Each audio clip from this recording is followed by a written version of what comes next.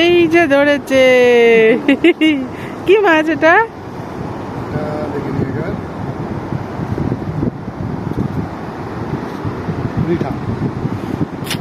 Happy?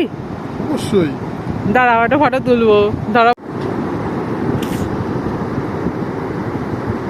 এর আগেও এসে অনেকগুলো ধরেছিল।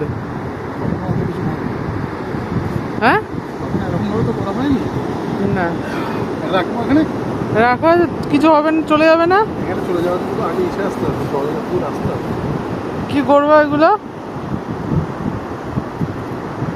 দেখছি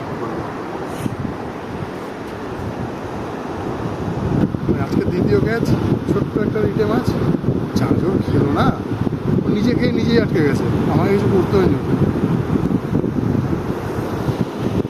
এইটার পাশে এটা একটা বেবি।